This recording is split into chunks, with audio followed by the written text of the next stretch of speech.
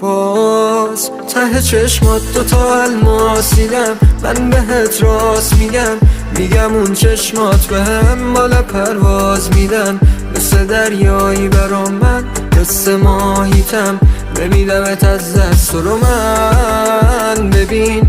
همه خاطرات خوبمون عکس بگیر، این همه ذوقا تو چشم من ببین، من تو رو هستم تو هم با یه رابطه با من بشین، با تو میشه دور دنیا رفت و